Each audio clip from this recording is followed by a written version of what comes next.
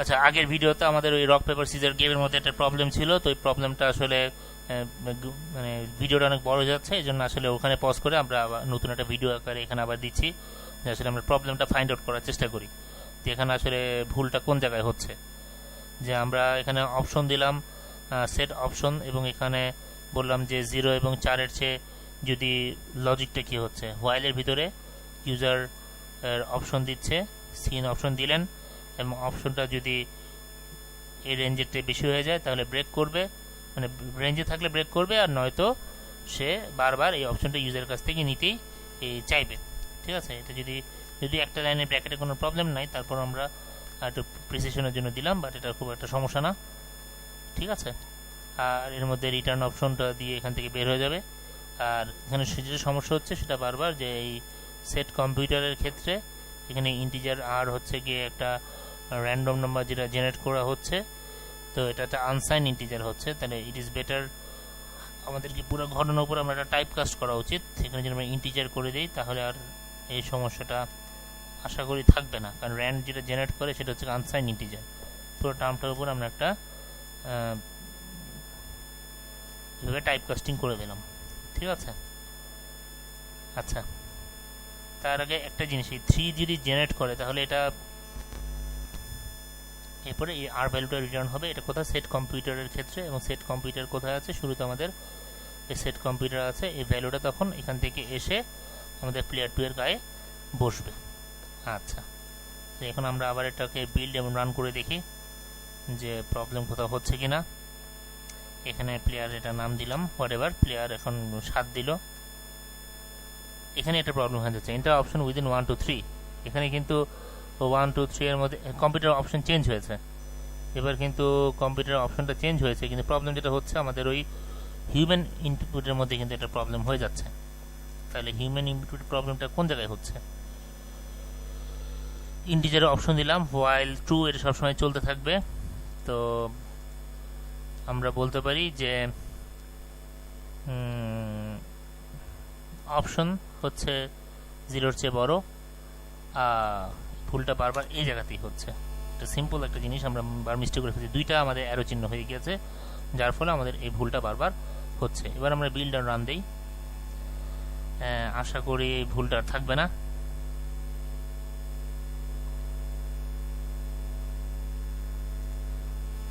আচ্ছা, তাহলে এখন আমরা হিউম্যান প্লেয়ার এটা নাম দিলাম, এবং হিউম্যান প্লেয়ার একটা অপশন দিবে, সে উল্টাপাল্টা দিতে পারবে না, দিলে বলবে যে না এটা ভুল হচ্ছে।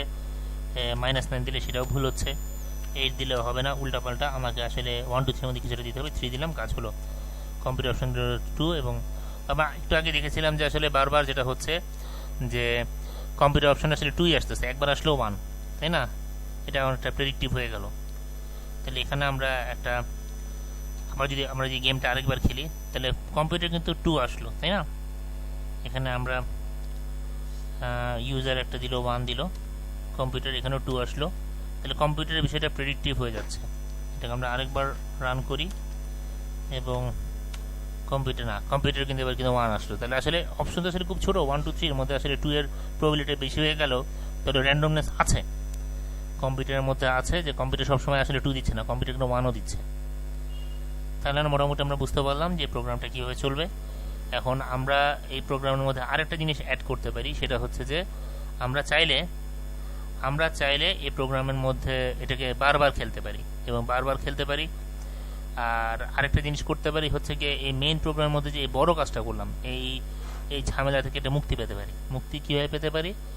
আমরা প্লেয়ার 1 আর প্লেয়ার 2-কে আমরা এখান থেকে একটা উইনার একটা ভেরিয়েবল দিতে পারি। উইনার যদি 0 হয় তাহলে সেটা জিতবে হচ্ছে গিয়ে প্লেয়ার 1, আর উইনার যদি 1 হয় তাহলে জিতবে হচ্ছে মানে কম্পিউটার। এরকম একটা আমরা অপশন করতে পারি, করে আমরা এই পুরা গেমটাকে আমরা একটা গেম নামে একটা ফাংশনের নাম দিতে পারি। তাহলে কিন্তু আসলে এই জিনিসটা এত বিচ্ছিরি আকারে দেখায় না, মানে বিশাল যে একটা বড় হয়ে গেল না, এই বড় বিষয়টাকে আমরা কিন্তু আসলে গুছায় আনতে পারি। আমরা এটাকে Ctrl+X চেপে আমরা এখানে বলতে পারি যে এটা একটা গেম খেলা হচ্ছে। এটা আমরা আপাতত ভয়েড আকারে দিই, ভয়েড দিয়ে আমরা লিখতে পারি যে গেম। বাস, গেমের মধ্যে কী দিব আমরা? প্লেয়ার 1 আর প্লেয়ার 2 অপশনটা দেবো, প্লেয়ার 1, প্লেয়ার 2, বাস শেষ। এতটুকু দিলে হয়ে গেল। আর আমরা এখানে একটা বিশাল করে আমরা পুরো ঘটনাটা এখানে লিখতে পারি যে আমাদের হচ্ছে ভয়েড গেম নামে আমাদের মূল কাজটা, মানে এই যে কম্প্যারিজন করে যে ডিসিশনটা নেওয়া, এটা আমরা গেম নামে একটা ফাংশনের ভিতরে জিনিসটা রাখতে পারি। ঠিক আছে, তাহলে আমাদের প্রোগ্রামটা আসলে একটু মোর দেখতে গুছানো হবে। প্রোগ্রামটা এমনি ঠিকমতো কাজ করছে, এখন আমরা আসলে জিনিসটাকে একটু মোর রিডেবল, মোর আন্ডারস্ট্যান্ডেবল করার চেষ্টা করবো আর কি। তাহলে এখানে আমরা এই জন্য আমরা ভেরিয়েবল দিচ্ছি দুইটা, একটা হচ্ছে গিয়ে প্লেয়ার 1 এবং আরেকটা ভেরিয়েবল হচ্ছে ইন্টিজার প্লেয়ার 2, এবং আমরা এখানে গেমটা খেলবো। গেমটা খেলার জন্য পুরো জিনিসটা করলাম। আচ্ছা, ঠিক আছে। তো এখানে আমরা এই যে উইনার যে লিখতেছি, এই উইনারের কাজটা কিন্তু এখানে না, এখানে চাইলে এইভাবে লিখতে পারি, আর এভাবে না লিখে আমরা একটা স্ট্যাটাসও আমরা দিতে পারি, তাই না? স্ট্যাটাস দিলে আমার মনে হয় বেশি ভালো হয়। ঠিক আছে, এখানে আমরা একটা কাজ করতে পারি, একটা ভয়েড না দিই, আমরা এখানে একটা নাম দিই এই বুলিয়ান একটা ডিসিশন আসবে। ঠিক আছে, তাহলে এখানে আমরা এই সি আউট এভাবে না লিখে আমরা একটা কাজ করতে পারি। হ্যাঁ, কন্ট্রোল এখানে একটা বুলিয়ান একটা ভ্যালু দিতে পারি, এখানে বলতে পারি যে রেজাল্ট বা স্ট্যাটাস। এখানে একটা ভেরিয়েবল দিতে পারি যে স্ট্যাটাস 1 যদি হয় তাহলে এটা হচ্ছে হিউম্যান প্লেয়ার। ঠিক আছে, আর আমরা যদি স্ট্যাটাস 2 হয়, আমি এখানে কেটে দিই। হ্যাঁ, এবং এটা আমরা একটু পরে ডিসকাস করতেছি, আমরা এটা এখানে রাখি। ঠিক আছে, এটা উইনার হচ্ছে কে হবে সেটা আমরা লিখব। আর প্লেয়ার 1 প্লেয়ার 2 এটা হচ্ছে প্রথমত ম্যাচ ড্র। হ্যাঁ, ম্যাচ ড্র হলে তো অন্য জিনিস, ম্যাচ ড্রই হয়ে গেল। আমরা এখানে বুলিয়ান না দিয়ে এখানে ইন্টিজারও দিতে পারি। স্ট্যাটাস কী হবে 1 2 3, 1 হলে প্লেয়ার 1 উইনার, 2 হলে হচ্ছে প্লেয়ার 2 উইনার, আর 3 হলে ম্যাচ ড্র, তাই না? বা 0 হলে ম্যাচ ড্র, 1 হলে প্লেয়ার 1, 2 হলে প্লেয়ার 2, এটা করতে পারি। তাহলে বুলেট আসলে মানে এখানে ইন্টিজার দিলেই বেশি লজিক্যাল, ইন্টিজার দেই।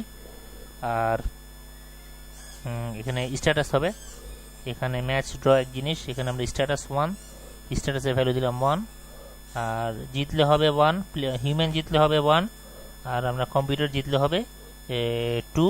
আর যদি ড্র হয় তাহলে এখানে এটা না লিখি, আমরা এটা ড্রয়ের ব্যাপারটা আমরা এখানে রাখি।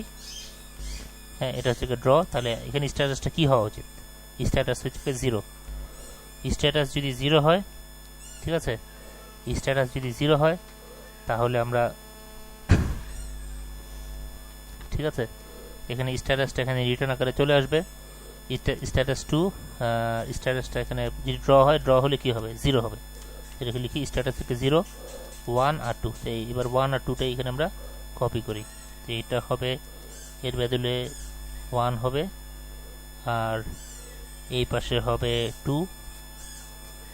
ঠিক আছে, আবার এখানেও দিতে পারি, এখানেও দিতে পারি 1, এবং এই পাশেও আমরা দিতে পারি 2। ঠিক আছে, এখানে আমরা দিচ্ছি 1 এবং তারপরে দিচ্ছি 2।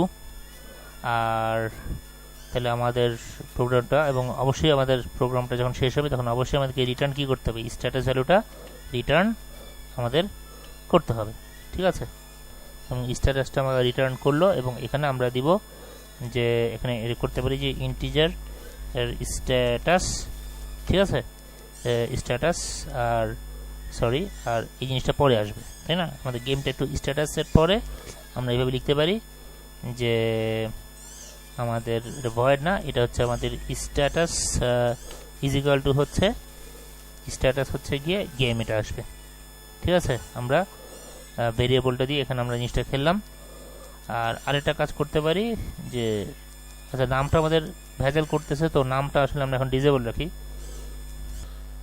তাহলে আমরা এখন যে মূল যে প্রোগ্রামটা করলাম, গেম যে লেখাটা লিখলাম, তাহলে সেখান থেকে প্লেয়ার 2 জন খেলবে, এবং খেলার পরে 3টে স্ট্যাটাস আসবে। স্ট্যাটাস 0 মানে হচ্ছে ড্র, আর 1 মানে প্লেয়ার 1 জিতেছে, আর স্ট্যাটাস 2 মানে প্লেয়ার 2 জিতেছে। এবং সেই স্ট্যাটাস ভ্যালুটা থেকে আমরা বুঝতে পারবো যে কোন প্লেয়ার জিতেছে, এবং সেই অনুসারে আমরা আউটপুটটা দেখাবো। তাহলে স্ট্যাটাস যদি এখানে চলে আসে তাহলে আমরা এখন এখানে একটা ইফ এলস ইউজ করতে পারি যে রেজাল্টটা শো করার জন্য, যে ইফ, এখন আমরা লিখতে পারি যে ইফ যদি স্ট্যাটাস যদি 1 হয়, আমরা লিখতে পারি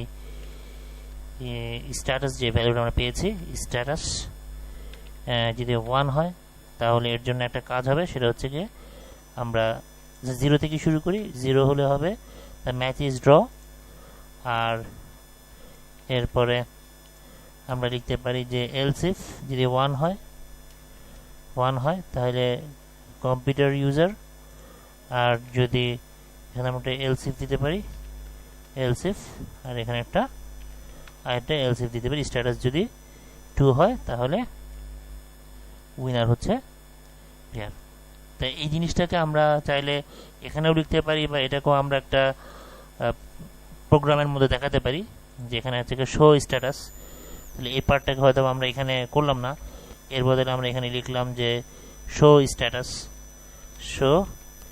স্ট্যাটাস, এরকম করেও আমরা এখানে হচ্ছে ওই স্ট্যাটাসটা দিয়ে দিলেই সেই অনুসারে আমাদেরকে তখন ভ্যালুটা দেখাবে। আচ্ছা, তাহলে আমরা এখানে তো যেটা করার এর ভিতরে আমরা ওই কথাটা লিখে দিতে পারি। আর আরেকটা বিষয় হচ্ছে যে এই শো স্ট্যাটাস যখন করলাম, এটা আর এখানে না করে আমরা এটা একটা প্রোগ্রাম আকারে লিখি, যে শো স্ট্যাটাসটা এখানে থাকলো, গেমটা খেললো, গেমটার পরে স্ট্যাটাস দেখালো, আর এখানে আমরা ওই জিনিসটা এখানে টার্মিনেট করে এই প্রোগ্রামটা আমরা বাইরে লিখবো। তাহলে এটা এখানে থাকবে না, এটা চলে যাবে, রিটার্ন 0 দিয়ে দিই, যেহেতু এটা মূল প্রোগ্রাম। এবং আমরা বাইরে শো স্ট্যাটাসের যে পার্টটা ছিল এটা আমরা বাইরে এখানে লিখে দিই প্রোগ্রাম, এটা হচ্ছে শো স্ট্যাটাস। যেহেতু শো স্ট্যাটাস আমার এখানে এটা একটা ইন্টিজার, তো এটা ইন্টিজার লাগবে। এটা যদি ভয়েড, কিছু রিটার্ন করছে না, যা শুধু স্ট্যাটাস দেখাবে। এবং এই জিনিসটাই আবার আমাদেরকে শুরুতে লিখতে হবে, শুরুতে মানে প্রোটোটাইপ হিসেবে আমরা এখানে লিখলাম। আর আমাদেরকে এখানে কোনো, তাহলে ভয়েড হচ্ছে শো মেনু, আর সেট অপশন যখন আমরা ইউজ করলাম, সেট অপশন সেটা হচ্ছে গিয়ে, তবে সেট কম্পিউটার সেটাও সেট করলাম আমরা। শো স্ট্যাটাস কিন্তু মেইন যে প্রোগ্রামটা লিখছে গেম খেলার জন্য সে মেইন প্রোগ্রাম যেটা, সেটা আমরা এখানে কিন্তু কল করছি না। যে আচ্ছা গেম, হ্যাঁ এখানে কল করা হচ্ছে গেম প্লেয়ার 1 প্লেয়ার 2, তাহলে গেমটা কিন্তু এখানে আমরা লেখা হয়নি, তো সেই অর্থে এটা একটা এখানে আমাদেরকে লিখতে হবে। এবং প্লেয়ার তো ইন্টিজার টাইপের, তাহলে এখানে আমরা দুইটা ইন্টিজার দিতে পারি, ইন্টিজার, আর সে রিটার্ন করবে গেম, ওটাও স্ট্যাটাস করবে, সেটা হচ্ছে ইন্টিজার। আর গেম অবশ্যই আমাদের নিচে তো আছেই। হ্যাঁ, আচ্ছা, তাহলে আমরা যদি এভাবে কাজ করি তো ওই একই খেলাটা হবে, কিন্তু মূল প্রোগ্রামটা আরেকটু গুছানো হচ্ছে। ঠিক আছে, প্লেয়ার 1 প্লেয়ার 2 আমরা এটাকে দুইটা লাইন না করে আমরা একটা লাইনেই ব্যাপারটা করতে পারি। আচ্ছা, তাহলে এখানে ইউজারের কাছ থেকে তাহলে প্রথমে কি করা হচ্ছে, প্রথমে একটা র্যান্ডম নাম্বারের সিটটা জেনারেট করা হচ্ছে, মেনুটা দেখাবে। তারপরে ইউজারের কাছ থেকে আমরা যে হিউম্যান প্লেয়ার যেটা, তার আমরা নাম নিচ্ছি এবং নামটা এখানে নেওয়া হয়ে গেল। এরপরে হচ্ছে কি দুজন প্লেয়ার রয়েছে সেটা, এবং প্লেয়ার 1 এর অপশন সেট করলাম, প্লেয়ার 2 এর অপশন সেট করলাম। আর এখানে এটা বলে দিচ্ছি যে হিউম্যান প্লেয়ার আর কম্পিউটার প্লেয়ার হচ্ছে প্লেয়ার 2, কম্পিউটার প্লেয়ারের অপশনটা সেটা এখানে দেখাচ্ছে, আর কম্পিউটার যে হিউম্যান প্লেয়ার সে তো অপশনটা দিয়েই দিল। এবং এরপরে হচ্ছে কি এখন খেলা হবে, এবং খেলার পরে আমরা রেজাল্টটা এখানে জানতে পারবো। ঠিক আছে, তাহলে আমাদের মূল প্রোগ্রামটা আর একটু ছোটোখাটো এবং সিম্পলার হলো। তাহলে এতটুকু পর্যন্ত আমরা যদি রান করে দেখি ঠিক মতো চলে কিনা। এখানে একটা ভুল হয়ে গেছে, এখন ভুলটা কি ধরনের ভুল হচ্ছে এটা যদি আমরা একটু বোঝার চেষ্টা করি। এখানে নেম, এখন প্রশ্ন চলে আসে যে উইনার ইজ নেম, এখন নেম কি জিনিস এটা তো আমাদের জানা নাই, নেম এটা আবার কোত্থেকে আসলো নেম। তাহলে এখানে অবশ্যই আমাকে বলতে হবে, কমা দিয়ে দিতে হবে যে স্ট্রিং এখানে নেম, এবং অবশ্যই শো স্ট্যাটাসের মধ্যে যখন আমরা কল করেছি তখন আমাকে নেমটা দিয়ে দিতে হবে, এখানে নেম দিতে হবে। এবং ওর পাশাপাশি এখানেও আমাদেরকে বলতে হবে ইন্টিজার স্ট্যাটাস যে ছিল এখানে একটা ছিল, আর একটা ছিল হচ্ছে গিয়ে স্ট্রিং, এই কথাটা আমাদেরকে বলে দিতে হবে। তো আমরা দেখি এবার আমরা রান করি কিনা। এখানে স্ট্যাটাস 0 বলতেছে, এখন প্রশ্ন চলে আসে স্ট্যাটাস কি জিনিস, এটা তো আসলে মূল প্রোগ্রামে জানা নাই। তাহলে স্ট্যাটাস হচ্ছে এখানকার ভেরিয়েবল, যেহেতু এখানকার লোকাল ভেরিয়েবল অতএব স্ট্যাটাসটা বলতে হবে এখানে। আচ্ছা, এরপরে দেখা যাক আর কি কি ভুল পাওয়া যায়, কারণ বড় প্রোগ্রাম হলে ভুলের হারও বেশি থাকে, অতএব সেই ভুলগুলো আমাদেরকে আসলে স্টেপ স্টেপ চেক করতে হয়। আচ্ছা, এখানে আসলে এন্টার হিউম্যান প্লেয়ার নেম, এখানে আমরা একটা নেম দিলাম, তারপরে অপশন কি দিল, আচ্ছা আমরা এখানে 2 দিলাম, এবং কম্পিউটার অপশন 1 চলে আসছে, উইনার ইজ মিনহাজ এবং প্লে কন্টিনিউ। আচ্ছা, তাহলে আশা করা যায় যে আমাদের প্রোগ্রামটা এখন সুন্দরভাবে এখানে কাজ করছে।